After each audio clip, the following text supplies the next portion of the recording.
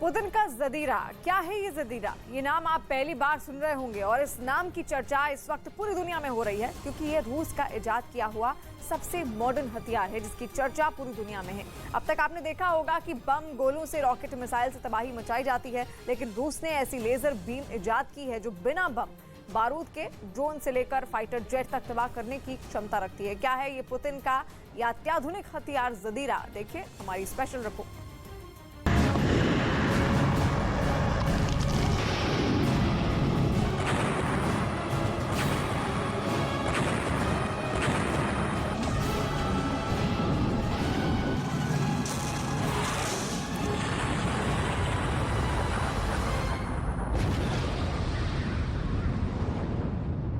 Ukraine इस वक्त दुनिया में हथियारों की सबसे बड़ी प्रयोगशाला बन चुका है।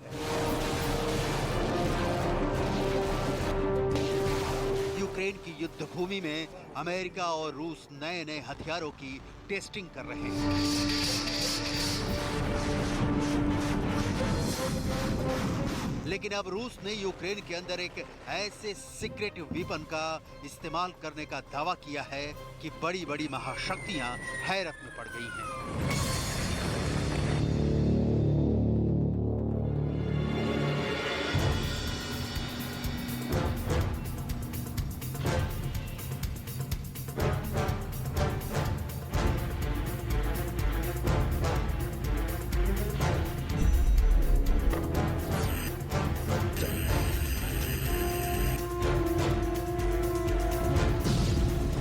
ये रूस का एक ऐसा रहस्यमय हथियार है जिसकी चर्चा पूरी दुनिया में शुरू हो चुकी है। यूक्रेन के युद्ध में ये लेजर वेपन सबसे बड़ा ट्रम्प कार्ड साबित हो सकता है।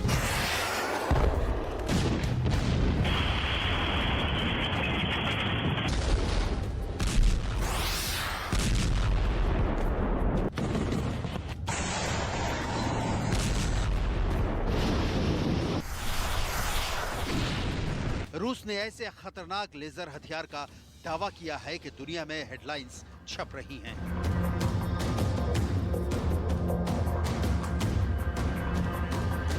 इस हेडलाइंस का मतलब है कि रूस का दावा है कि उसके जदीरा लेजर हथियार ने यूक्रेन में एक ड्रोन को नष्ट कर दिया है। इस हेडलाइंस में लिखा है कि रूस के पेरेस्वेट और जदेरा के बारे में हम क्या जानते हैं। एक और हेडलाइन देखिए, इसका मतलब है कि रूस का वो हथियार जो दुश्मन को अंधा कर देता है और 5 सेकंड में दुश्मन के ड्रोन को जला देता है।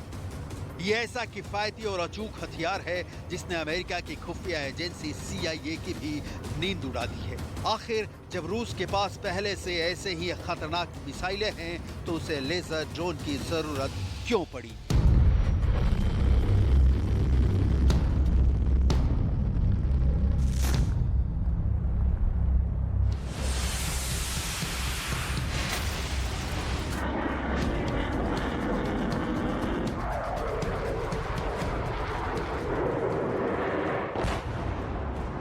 क्या रूस के हथियार अमेरिका के हथियारों पर भारी पड़ रहे हैं?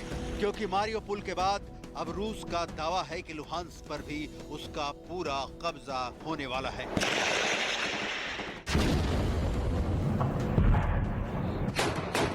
हर सवाल का जवाब देंगे, लेकिन सबसे पहले बात करेंगे सबसे खतरनाक लेजर वेपन की, जिसका नाम है जदीरा। जदीरा आखिर है क्या और क्यों ये पुतिन का महाअस्त्र कहलाता है, जानते हैं इस रिपोर्ट में। दरअसल इस सीक्रेट लेजर वेपन का खुलासा दुनिया के सामने रूस के उप प्रधानमंत्री यूरी बोरिसोव ने किया। रूस के उप प्रधानमंत्री और सैन्य विकास के प्रभारी यूरी बोरिसोव ने मॉस्को में एक प्रेस कॉन्फ्रेंस की और बताया कि रूस ने अपने लेजर वेपन से एक ड्रोन को सिर्फ 5 सेकंड के अंदर खत्म कर दिया।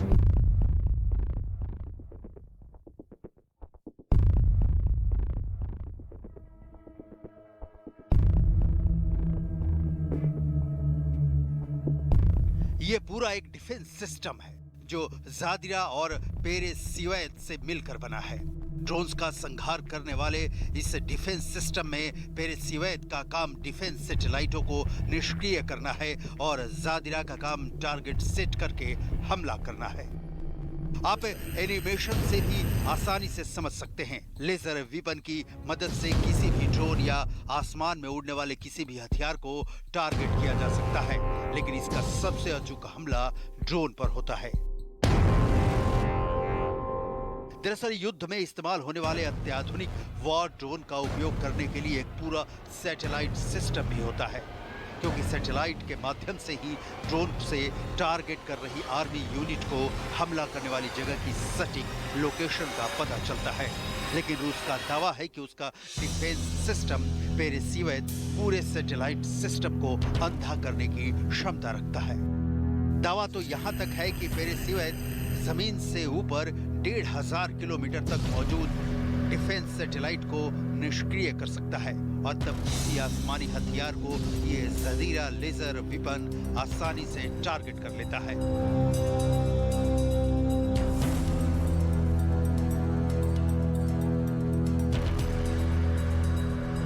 पेरेसिवेट सैटेलाइट को अंधा बना देता है। इसका मतलब यह है कि किसी भी मिसाइल या ड्रोन के मूवमेंट के पीछे उसका पूरा एक सिस्टम और टेक्नोलॉजी होती है, लेकिन पेरेसिवेट दुश्मन की मिसाइल या ड्रोन को उसके सिस्टम से ही काट देता है, जिससे ये ड्रोन या मिसाइल भटक जाते हैं और हादसे का शिकार हो जाते हैं।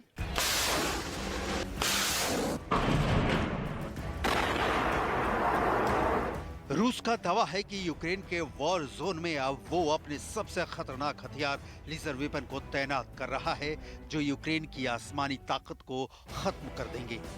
रूस का दावा है कि जदीरा 5 किलोमीटर के अंदर तक मौजूद ड्रोन को टारगेट कर सकता है। नए नए हथियारों का इस्तेमाल करने के शौकीन पुतिन को भी इस लेजर वेपन से काफी उम्मीदें हैं। पुतिन ने पहली बार साल 2018 में अपने इस लेजर हथियार जदीरा और पेरेसिवेट का नाम लिया था।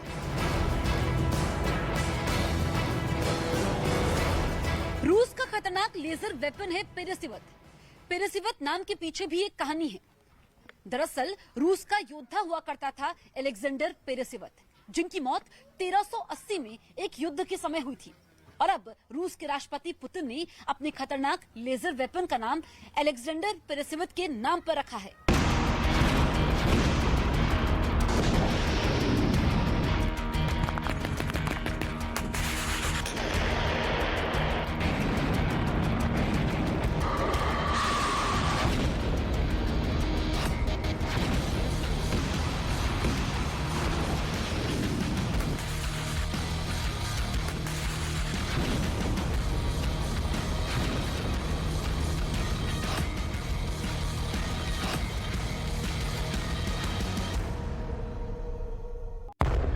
अब तक आपने यूक्रेन में जिन हथियारों का इस्तेमाल होते हुए देखा है, ये सब भीषण आवाज करने वाले हैं, लेकिन जदीरा और पेरेसिवेट की खास बात यह है कि इसमें आवाज नहीं होती है। ये एक लेजर बीम होती है जो खतरनाक से खतरनाक आसमानी हथियार को नष्ट करने की क्षमता रखता है। शी जिनपिंग भी ऐसे ही लेजर हथियार बनाना चाहते हैं। अमेरिका के वैज्ञानिक भी बहुत तेजी से इस तरह के लेजर वेपन बनाने के लिए रिसर्च और एक्सपेरिमेंट कर रहे हैं। रूस तो इस हथियार के मामले में काफी आगे निकल चुका है, लेकिन इजराइल ने इस हथियार को विकसित करने में जबरदस्त महारत हासिल की है। इजराइल के प्रधानमंत्री ने 14 अप्रैल 2022 को एक ट्वीट करके लिखा था कि इजराइल ने लेजर बीम इंटरसेप्ट सिस्टम का सफल परीक्षण कर लिया है। ये दुनिया का पहला ऊर्जा आधारित वेपन सिस्टम है जो ड्रोन और रॉकेट को भी शूट कर सकता है। अब जरा ये वीडियो देखिए जो इजराइल के प्रधानमंत्री ने ट्वीट किया था। लेजर बीम के लिए इस सिस्टम में कई गोलाकार चमकदार शीशे जैसी आकृतियां होती हैं। इन्हीं से लेजर बीम की ऊर्जा निकलती है। मिसाइल के नजदीक आते ही ये पूरा सिस्टम एक्टिव हो जाता है। इस लेजर सिस्टम की आंखें दुश्मन के हथियार को स्कैन करके नष्ट कर देती हैं। अमेरिका भी लगातार रूस के इस नए दावे की पुष्टि करने की कोशिश में लगा हुआ है। यूक्रेन के अंदर रूस इस लेजर सिस्टम का इस्तेमाल कर ड्रोन को गिराने का दावा करता है, और इसने अमेरिका को भी चिंता में डाल दिया है, क्योंकि अभी तक अमेरिका ने ऐसे किसी भी वेपन की खोज नहीं की है।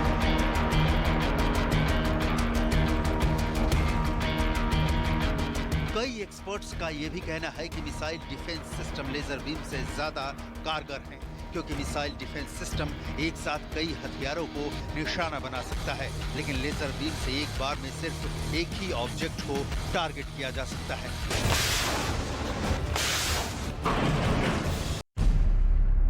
अब आप यूक्रेन का ये मैप देखिए। यहाँ लुहांस्क के पूरे इलाके को रूस ने एक अलग देश घोषित कर दिया है। रूस ने इस देश का नाम रखा है लुहांस्क पीपुल्स रिपब्लिक। अब रूस की तरफ से ये दावा किया गया है कि मारियोपोल पर कब्जा पूरा होने के बाद लुहांस्क भी पूरी तरह से रूस के हाथों में चला गया है। क्या कहा रूस के रक्षा मंत्रालय ने, सुनिए। Продолжается блокирование завода «Азовсталь».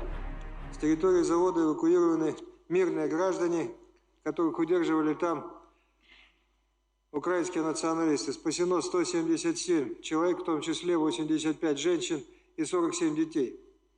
Всем оказана квалифицированная медицинская и психологическая помощь.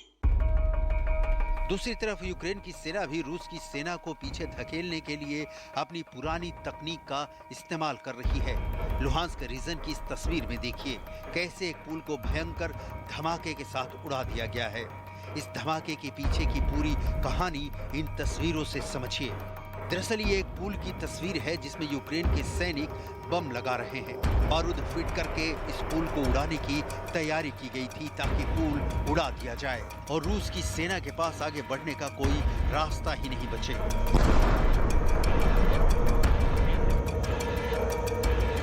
І також противник зосереджує зусилля на утриманні зайнятих ним рубежів, веде розвідку, здійснює інженерне обладнання позицій, намагається поповнювати запаси озброєння, військової техніки, боєприпасів та паливно-мастильних матеріалів. І також пробує покращити своє тактичне положення на окремих напрямках. और अब ये तस्वीर देखिए। 18 मई को जेलेंस्की का एक प्रोपेगेंडा वीडियो सामने आया था। जेलेंस्की के इंतजार में उनके जनरल्स खड़े थे। बहुत जोश के साथ जेलेंस्की अंदर आते हैं और फिर यूक्रेन आर्मी के जनरलों को उनके शौर्य के लिए सम्मानित करते हैं। इन जनरल्स में वो भी शामिल हैं जो लुहांस्क की सुरक्षा में लगे हैं। उनको भी जेलेंस्की ने सम्मानित किया है। लेकिन सवाल ये है कि अगर लुहांस्क जेलेंस्की के हाथ से निकल रहा है तो फिर युद्ध मेडल देने वाली इन तस्वीरों का मकसद क्या है? पेट्रोल डीजल के दाम में बहुत बड़ी कटौती से लोगों को राहत।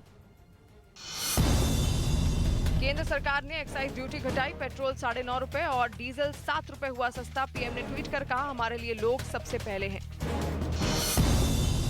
उज्ज्वला योजना से जुड़े करीब 9 करोड़ लाभार्थियों को केंद्र सरकार का तोहफा। हर सिलेंडर पर 200 रुपए की सब्सिडी का ऐलान। किसानों के लिए भी 1,10,000 करोड़ की मदद का ऐलान। सरकार उज्ज्वला योजना के लाभार्थियों को 1 साल में 12 सिलेंडर पर देगी सब्सिडी। वित्त मंत्री ने कहा, माता बहनों को इससे मिलेगी मदद।